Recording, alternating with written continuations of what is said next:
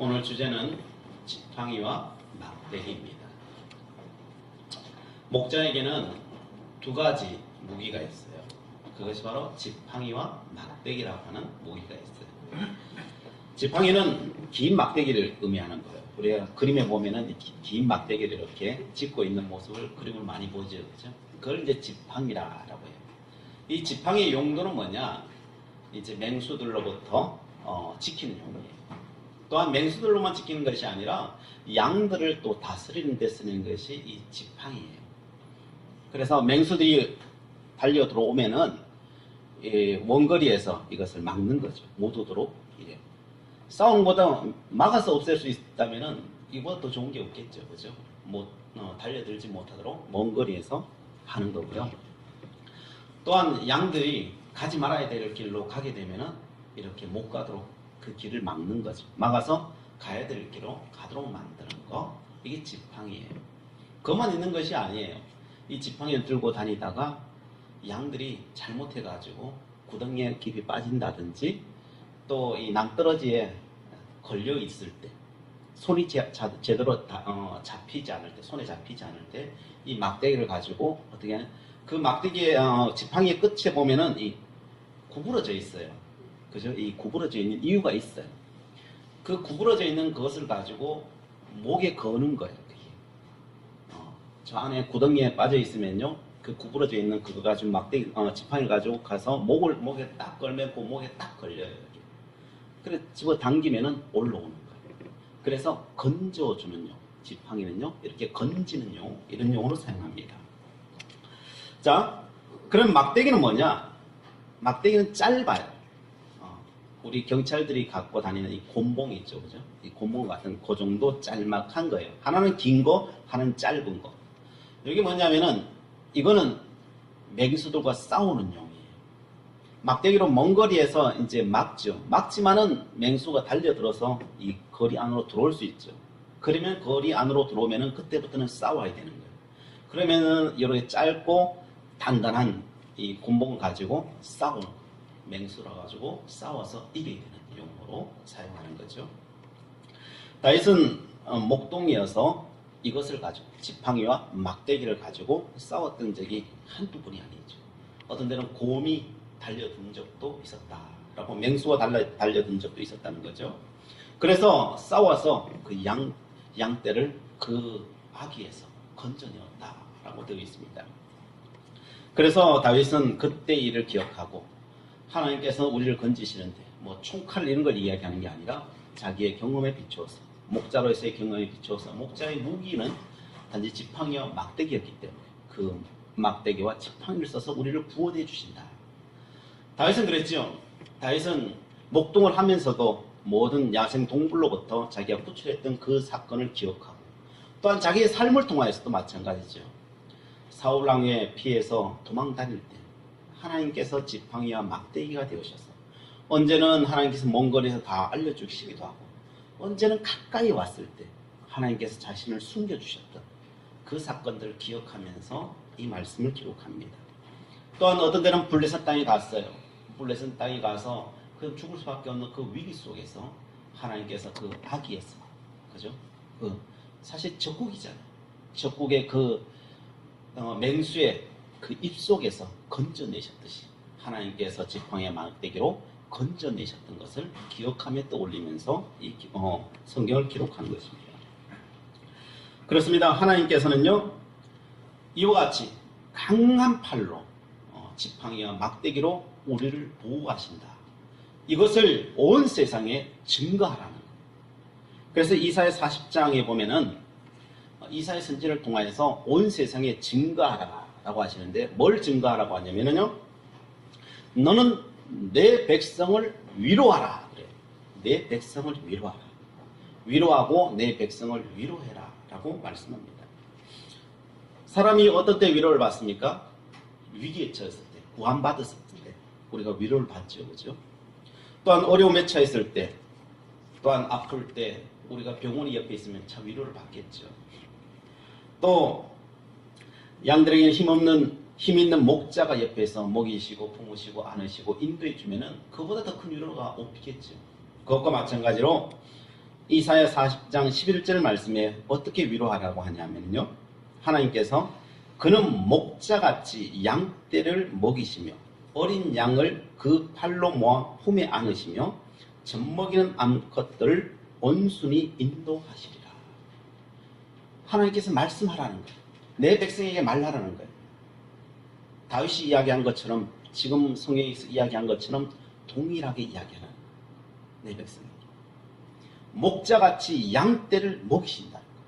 나는 그렇게 한다는 거예요. 어린 양을 그 팔로 모아 품에 안으신다는 거예요. 나는 지금 그렇게 하고 있다는 거예요. 그리고 젖먹이는 암것들을 온순히 내가 인도한다는 거예요. 왜? 젖먹이는 양들이니까요. 암것들이니까요. 상처 입으면 안 되잖아요. 놀라면 안 되잖아요. 그러니까 하나님께서는 그렇게 온순히 인도하고 계시다. 이걸 믿으라고. 그 목자는 어떤 목자냐? 어떤 목자이기 때문에 그렇게 할 수 있느냐? 이사야 40장 10절 말씀에 이렇게 말해요.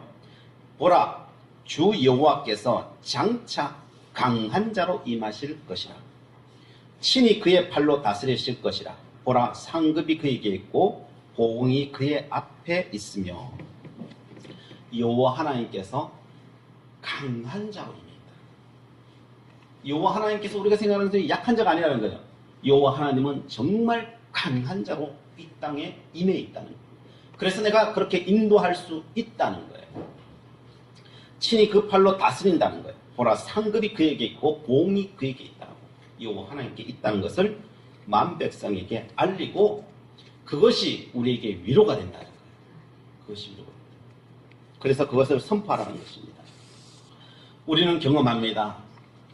하나님께서 우리의 환난에서 건지심을 우리의 삶을 통하여서, 우리의 신앙생활하는 것을 통하여서 우리 경험했을 거예요. 하나님께서는 우리에게 죽음의 위협에서 친히 찾아오셔서 건지신 그런 경험도 가지신 분들은 이 자리에 있으실 거예요.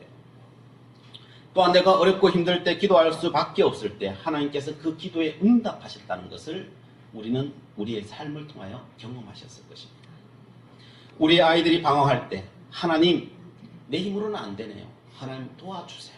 라고 우리가 그렇게 기도했을 때 하나님께 우리의 자녀를 건지셔서 또한 하나님 앞에 세우셨던 것을 우리는 경험하신 분도 있을 것입니다. 우리는 수많은 상황 속에서 하나님께서 우리의 목자가 되시고 강한 자로 임하셨던 경험들을 우리는 다 갖고 있을 것입니다.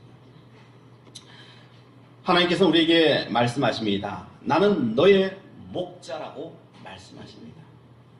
우리가 두려워 떠는 조건들 그거 별것 아니라는 거예요. 세상이 너를 집어삼킬 것 같은 그런 상황 속에 있느냐? 별것 아니라는 거예요. 왜요? 나는 그보다 더 강한 자라는 거예요. 하나님. 나는 너를 친히 인도할 수 있는 목자라는 거예요. 나는 지팡이와 막대기를 들고 있다는 거예요. 하나님께서. 지금 우리에게 그걸 이야기하십니다. 그러니까 너희는 염려하지 말고 나의 위로를 받으라는 거예요. 그 팔이 어떤 팔인지 아십니까? 하나님께 말씀하시고 있는 그 팔이, 그 막대기와 지팡이가 어떤 것이냐? 이사야 40장 15절에서 17절 말씀 나오는데 이렇게 말씀하십니다. 보라, 그에게는 열방이 통 한 방울 물과 같고 저울의 작은 티끌 같으며 섬들은 떠오르는 먼지 같으리니 레바논은 땔감에도 부족하겠고 그 짐승들은 번제에도 부족할 것이라. 그의 앞에는 모든 열방이 아무것도 아니라 그는 그들을 없는 것 같이 빈 것 같이 여기시느니라. 아멘. 하나님은 우리가 두려워 떠는 그 열방들, 우리 열방이 무섭잖아요. 세상이 무섭잖아요. 그 열방이 뭐냐? 하나님 앞에는 물통 안에 물 한 방울만 하다는 거예요. 사실 거의 없는 거나 마찬가지라는 거예요. 물통 안에 물 한 방울 들어있으면 있다고 말해야 될 거예요, 없다고 말해야 될 거예요. 그렇다는 거예요. 하나님. 저울 위에 티끌 같아요. 티끌을 무게를 재려면 잴 수 있겠어요? 있으나 많아.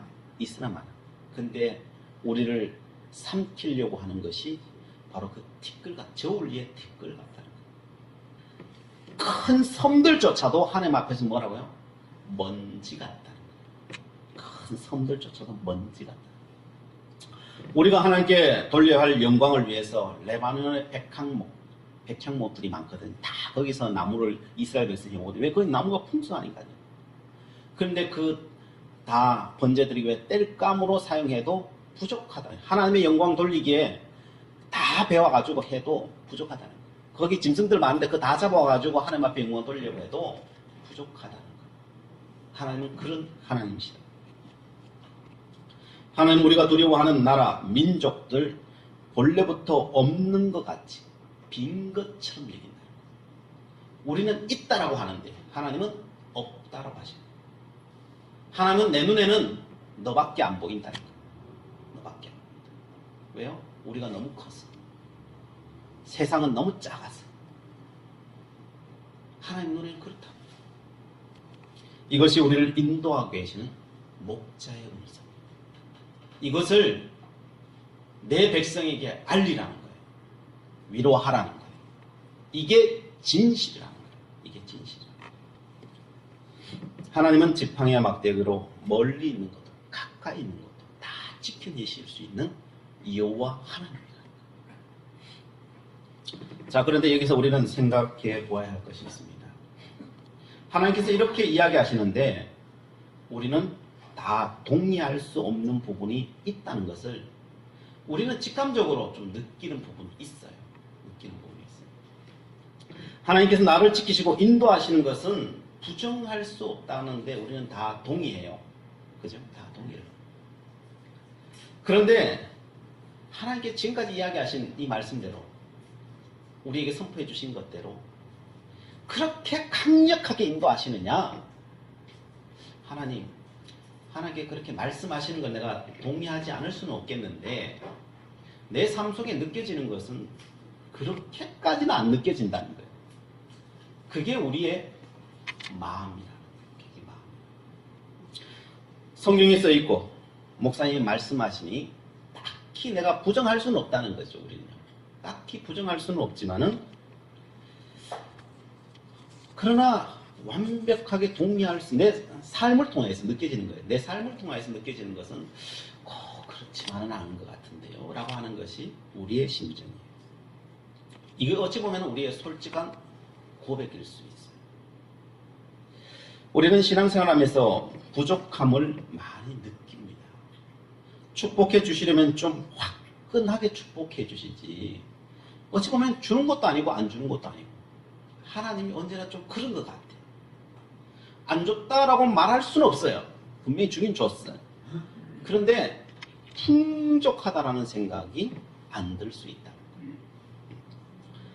어떤 데는 이런 생각도 듭니다. 예수 안 믿는 사람이 안 믿는 사람들이 더 잘 사는 것 같고 더 자유로운 것 같고 그게 또 부러울 때도 있어요.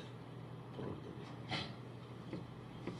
왜 이런 생각이 드는지 오늘 본문 4절에 다시 한번 나와 있는데 다시 한번 읽어보겠습니다. 오늘 4절 말씀 다시 읽고 시작. 내가 사망의 음침한 골짜기로 다닐지라도 해를 두려워하지 않을 것은 주께서 나와 함께 하심이라. 주의 지팡이와 막대기가 나를 안위하시나이다. 좀 느껴지셔요? 왠지 주의 지팡이와 막대기가 나를 안위하시는데요. 이 안위하시는데 위로하시는데 어디에서 시작하냐? 이 구절이 어디에서 시작하느냐? 내가 사망의 음침한 골짜기에서 이야기하더라는 거예요. 이게 우리의 불만이에요. 이게 하나님께서 이왕이면 축복 주시려면 축복의 골짜기에서 하나님께서 시작하면 얼마나 좋겠어요. 그죠? 얼마나 좋겠어요. 우리의 다 마음이에요. 축복의 골짜기에서 산사태 나듯이, 그죠? 여름 홍수 나듯이 막 그렇게 나타나서 우리 끝까지 그냥 그렇게 밀고 저 대회까지 그냥 쫙 밀고 나갔으면 야, 이게 뭐 신나잖아요. 그죠? 막 그렇게 하나님 이왕 할 거면 그래 하지. 왜 하필 사망의 음침한 골짜기냐는 거예요. 사망의 음침한 골짜기에서 막대기와 지팡이 지키냐 말이에요. 거기서. 그러니까 우리 마음이 불편한 거예요. 우리 마음이 불편한 거예요. 지팡이와 막대기가 없는 것도 아닌데 사망의 음침한 골짜기예요. 이게 뭐냐는 말이에요. 이게 뭐냐. 이게 불만인 거예요. 여기에 대해서 다윗은 인생 말년에 이렇게 기록합니다. 인생 말년에 깨달은 것이 있었습니다. 우리 시편 103편 한번 찾아보겠습니다. 시편 103편. 구약성경 877페이지. 구약성경 877페이지. 시편 103편.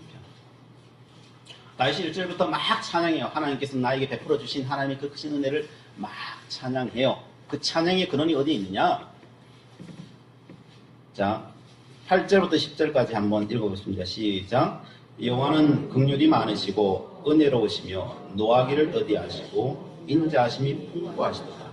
자주 경책하지 아니하시며 노를 영원히 품지 아니하시리로다.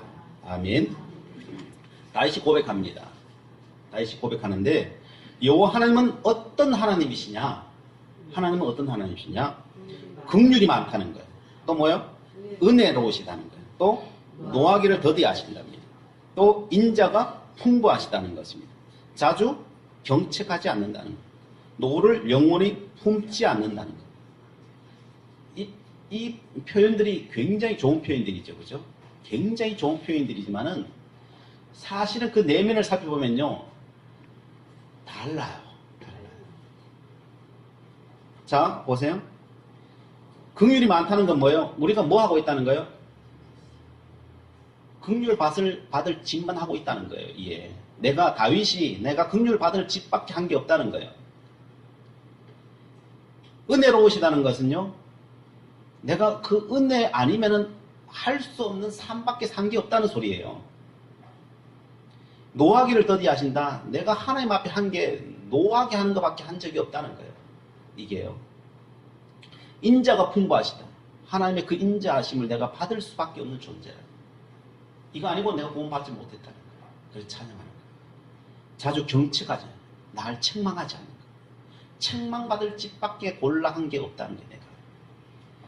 영원히 노를 품잖아요. 하나님 거기 다 심판했으면 나는 못 산다는 거예요. 못 산다는 거예요. 우리 굉장히 좋은 이야기 같지만요. 다윗이 그밖에 자신의 삶 속에 한 게 그게밖에 없다는 거예요. 자신은 죄밖에 지은 게 없고 내 인생 뒤돌아봤더니 내가 잘한 거 있는 줄 알았더니 나중에 뒤돌아봤더니 잘한 게 아무것도 없더라. 죄밖에 내가 지은 게 없더라. 나는 심판당할 짓만 골라서 했더라. 누가 이 고백을 해요? 다윗이 고백하고 있다니까요.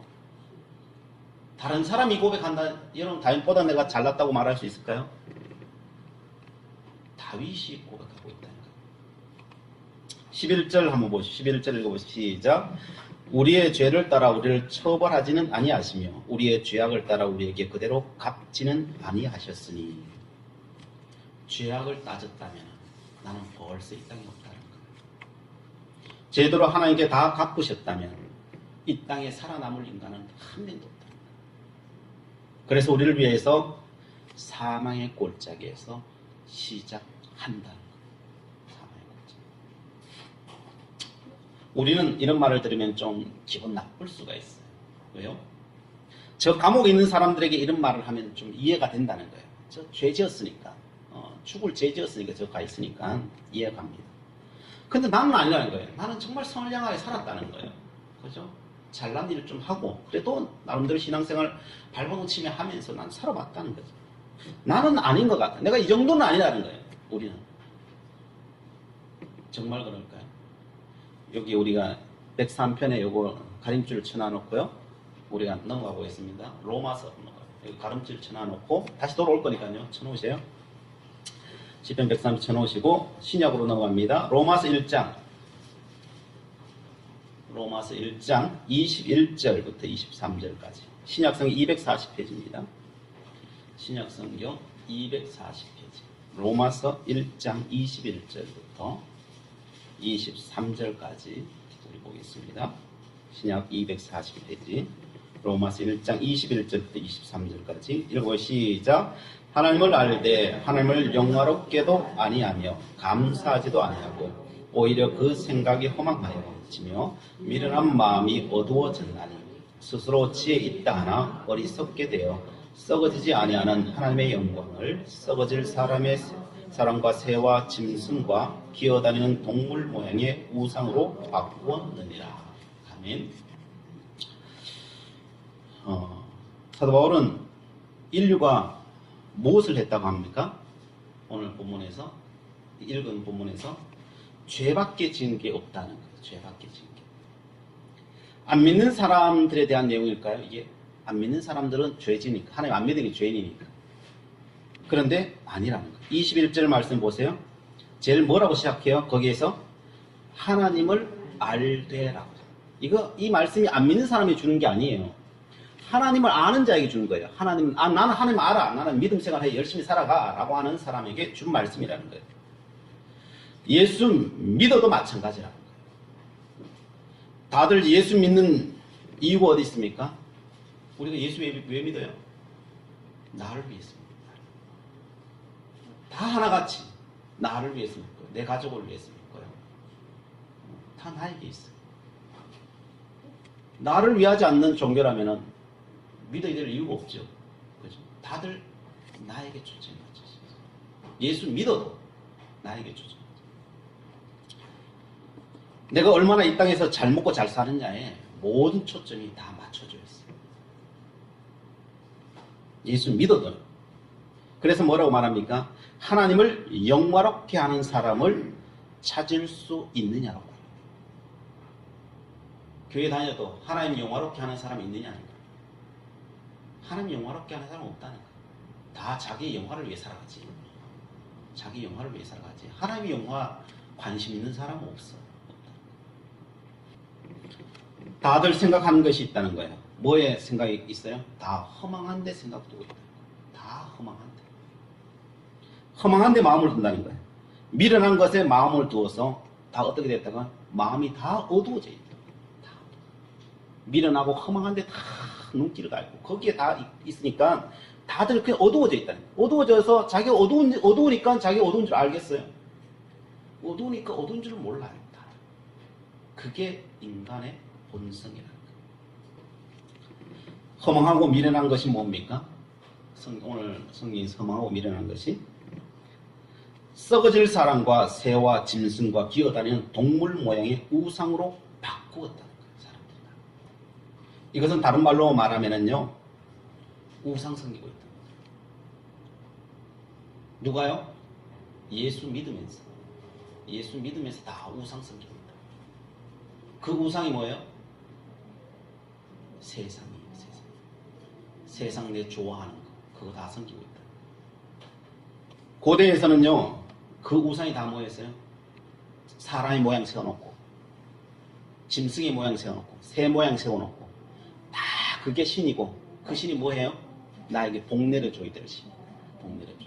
이 땅의 것에 복내를 줘야 될 신으로 다 그렇게 생각해요. 세상의 것은 중립적이에요. 우상이 아니에요. 그런데 내가 거기에 마음을 뺏겨버리면 그때부터는 우상이 되어버리는 거예요. 우상이 돼요. 내가 하나님보다 여기에 더 마음이 뺏겨버려요? 그러면 이게 우상인 거예요. 다른 게 우상이에요. 우리 절간에 가서 부처만 보고 저거 우상이다 라고 하지. 아니에요. 하나님보다 내 마음이 더 뺏겨 있는 거예요. 그게 우상이에요. 저것도 우상이고 이것도 우상이에요. 내 자녀에게 더 마음이 뺏겨 있어요. 그 자녀가 우상인 거예요. 어떤 물건이 내 마음을 막 사로잡아 버려서 하나님보다 그 물건 안 사면 안 되고 모든 관심이 이 물건 사는 데 돼 있어요. 지금 그게 우상인 거예요. 다 그러고 살아간다. 나는 그렇게 안 살아가는데요. 우리의 생각으로는 그렇게 안 살아갈 수 있어요. 근데 정말 안 살아가는지 한번 확인해 볼까요? 내가 하루에 내 사람들 만나고 내가 말을 하는데 내 생각을 하는데 하나님 생각이 많아요? 사람 생각이 많아요? 저부터 시작해가지고요. 하나님 영광 돌리고 찬양하고 하나님의 영화를 위해서 생각하는 시간보다는요, 세상 이거 해야지 저거 해야지 뭐 해야지 이 생각이 거의 90% 이상일걸요. 하나님 앞에 기도하는 시간보다 뭐요? 세상의 것에 관심마저 이걸 어떻게 하면 취할까 저걸 취할까 어떻게 하면 더 멋있게 보일까 이게 나를 더 화려하게 보일까 저게 나를 더 돋보이게 할까 사람들마다 만나면 뭘 해요? 자기 자랑하고 다 자기 자랑. 만남이 하는 게 자랑밖에 없어요. 우리는 자랑한다는 건 뭐예요? 하나님보다 그게 내 자랑이 되어 있는 거예요. 그게 우상이 되어 있는 거예요. 그게 우상이 되어 있는 거예요. 내 입에서 나오는 것이 나였거든요. 내 입에서 나오는 게 나거든요. 근데 다 그 자랑이에요. 자랑. 이 사람이 뭐이든 저 사람 뭐이든 내 자랑하고 있다. 하나님 자랑이 아니고 내 자랑하고 있어. 그 뭐예요? 그게 우상이에요. 다른 게 우상이 아니에요. 지금 이 시대에 하나님은 어떤 분입니까? 하나님은 우리의 심부름꾼이에요. 우리에게는 심부름꾼이에요. 하나 이것 주세요 하면 하나님께서 도로록 쫓아가 갖다 줘야 되는 그냥 심부름꾼일 뿐이에요. 하나님.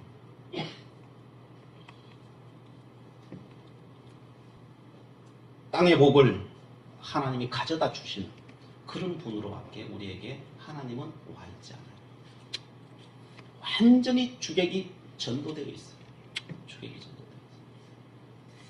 그럼에도 하나님은 기꺼이 우리의 그 기도에 우리의 요구에 마다하지 않으시고 찾아오셔요.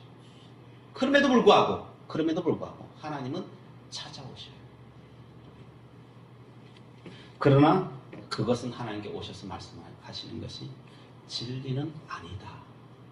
그러나 너희들이 요구하니 내가 들어주마. 그러셔요. 그런 하나님이시죠. 25절 말씀 보십시오.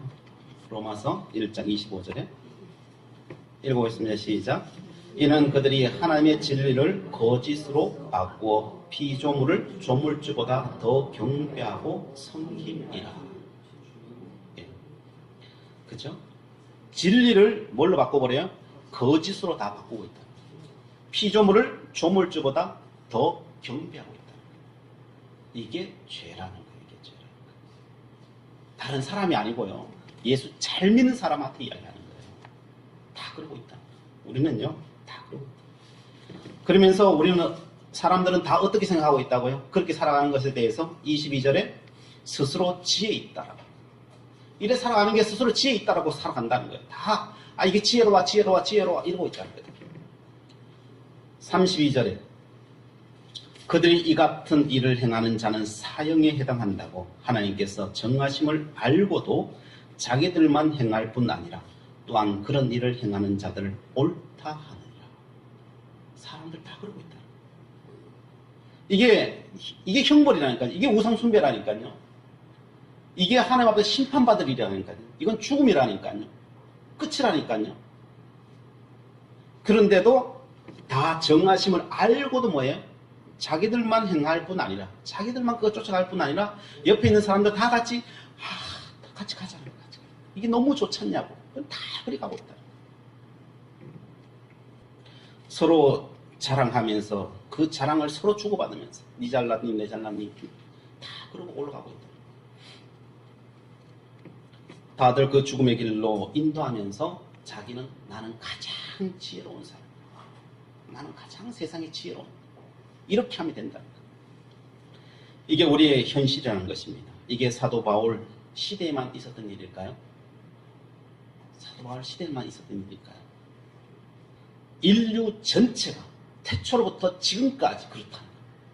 아니 종말 때까지 그럴 거예요. 이게 사람의 현실이에요.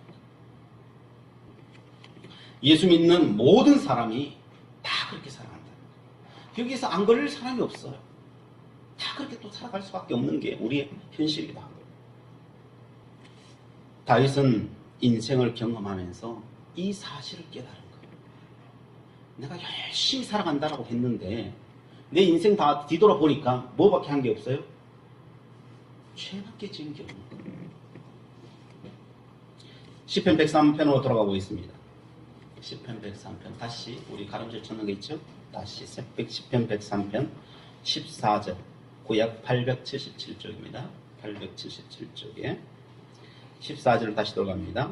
14절 읽어보세요. 시작. 이는 그가 우리의 체질을 아시며 오직 우리가 단지 먼지뿐임을 기억하심이로다. 아멘. 우리는 하나님 앞에서 어떤 체질이라고요? 어떤 체질? 죄밖에 지을 수 없는, 근본적으로 죄밖에 지을 수밖에 없는 존재라는 그런 체질의 사람이라는 것을 다윗은 그때까지 깨달은 거예요. 내가 열심히 사는 게 죄라는 거.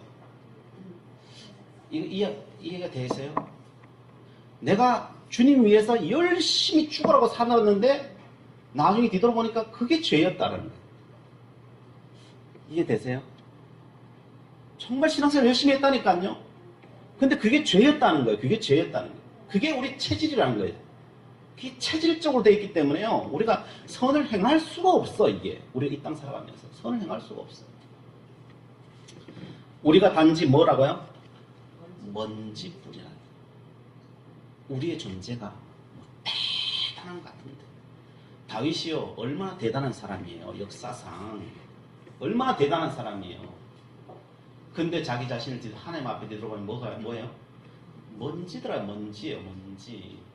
내가 다 쌓아놓은 게 뭐예요? 다 쌓아놓은 그게 죄라더라는 거예요, 죄라는 거예요. 그래서, 먼지구나. 내가 죽을 때까지 쌓아놓은 게 먼지를 쌓아놔. 내가 본래 먼지였으니까 먼지가 온 거야. 안 믿을 때 이야기 아닙니다. 믿을 때 이야기입니다. 왜 이야기를 하는 것이겠습니까? 다윗이요. 왜 이야기를 하시는 겁니까? 왜 사망의 음침한 골짜기가 우리에게 있는 줄 아십니까? 왜 여기서 다윗이 왜 굳이 여기서 축복의 골짜기가 아니고 그가 사망의 골짜기를 이야기하신지 아십니까? 왜 사망의 골짜기를 위로라고 말씀하신지 아십니까? 이 사망의 골짜기는 하나님이 준 게 아니에요. 내가 만든 거예요. 다른 어떤 사람이 만든 게 아니에요. 내가 다 만들어 놓은 거예요. 우리가 행하고 살고 내가 친히 만들어 놓은 것이 사망의 음침한 골짜기라는 거예요.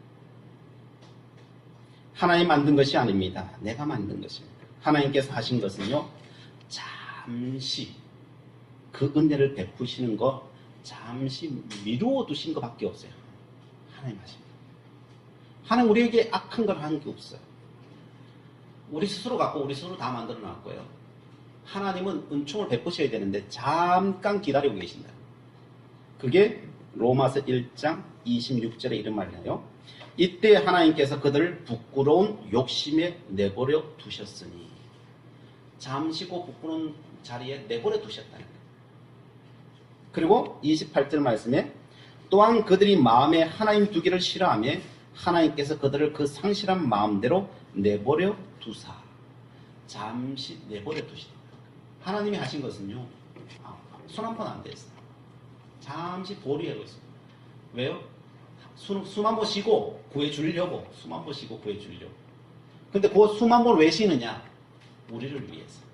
다른 사람도 아니고 우리를 위해서. 너무 빨리 꺼내주면 어떻게 해요? 그게 하나님 은혜인지 모르니까. 너무 빨리 꺼내주면은 모르니까. 그거 정도 알 정도 시간 두시는 거예요. 알 정도. 하나님께서 그 정도 타이밍 주시는 거예요.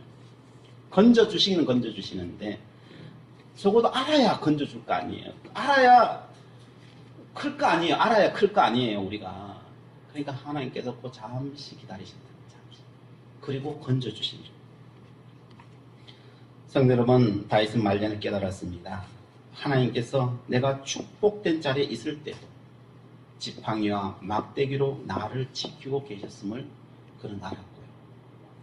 사망의 음침한 골짜기를 내가 만들어 내가 걸어가면서도 그러면서 하나님 왜 이런 걸 나에게 주셨냐고 내가 원망하고 불평하고 막 발버둥 치며 살아가면 가는 그 자리에서도 하나님 잠시 기다렸다. 나를 건져주시는 지팡이와 막대기로 나를 건져주시는 하나님이라는 사실을 지금 고백하고 있는 거예요. 다윗은 그런 자기 자신을 보면서 어떤 생각이 들었겠습니까? 정말 나는 티끌이구나. 나는 티끌이구나. 나는 정말 먼지구나. 내가 하나님 앞에 한다고 하는데 할 수 있는 게 아무것도 없구나. 내가 한다고 한 게 죄였구나. 열심히 산다는 게 죄였구나. 그럼 어떻게 해요? 어떻게? 그런데 그런 티끌을 향하여서 하나님께서 이런 말씀하십니다. 너는 나의 양이다. 아니 티끌 보고 너는 나의 양이래. 티끌 보고 너는 나의 자녀래. 티끌 보고 너는 나의 친구래. 이게 말이 되는 이야기예요. 이게 말이 되는 이야기. 말이 안 됩니다. 하나님의 사랑은 그래서 우리는 가늠할 수 없는 거예요. 가늠할 수 없는 거예요. 우리의 언어로 담을 수 없는 거예요, 사실. 우리의 언어로 말할 수도 없고요. 이거는요, 말할 수도 없어요. 우리는 그 사랑 안에 들어있다는 거예요. 하나님 그렇게 하시기로 작정하셨고, 우리를 그렇게 인도하시고, 오늘도 우리를 지팡이와 막대기로 우리의 삶 가운데 강한 자로 있다. 강한 자로. 세상이 강해 보이느냐? 물통에 물 한 방울 밖에 안 됩니다. 두려워하지 말라. 나는 너가 죄악 가운데 있는 그때 내가 너 건지고 있다는 거야. 뭐 두려워하니? 저울에 티끌 하나 얹어놓고 세상은 그 티끌 하나밖에 안 된다. 그 무게가 그밖에 안 된다. 나는 너를 양이라고, 자녀라고, 친구라고 한다. 이 가늠이 되십니까? 하나님은 너가 사망의 음침한 골짜기에 있든지 축복의 동산에 있든지 어디에 있든지 나는 너와 함께 있다는 거야. 나는 너의 조건을 보지 않는다는 거야. 조건을 보지 않는다. 그래서 다윗은 시편 103편 22절에 이렇게 마무리하고 있어요. 여호와의 지으심을 받고 그가 다스리시는 모든 곳에 있는 자여, 여호와를 송축하라. 내 영혼아 여호와를 송축하라. 너가 어느 장소 어디에 있는지 우리가 뭘 해야 된다고요? 우리가 할 수 있는 건요, 여호와의 이름을 송축하고 송축하는 것밖에 없다. 우리를 보지 말고 여호와 하나님을 보라는 거예요. 그 하나님의 사랑을 보라는 거예요. 하나님께서 지팡이와 막대기로 나를 도우시는 그 하나님을 보고 우리가 해야 될 것은 한 가지밖에 없다. 여호와를 송축하고 송축할지어다. 그것이 다윗의 고백이고 또한 우리의 고백이 되어야 될 줄 믿습니다. 기도하시겠습니다. 사랑의 하나님, 하나님께서는 먼지와 티끌 같은 우리를 사랑하시되 지팡이와 막대기로 우리를 보호하시고 인도하시고 계심을 보았습니다. 그러기에 저희들 감사와 찬송을 드리며 기뻐하며 살아가기를 원합니다. 이 하나님의 사랑을 가지고 이 땅을 살아가기를 원합니다. 성령 충만한 은혜를 이 한 주간에도 내려 주시옵소서. 예수 그리스도의 이름으로 기도드리옵나이다.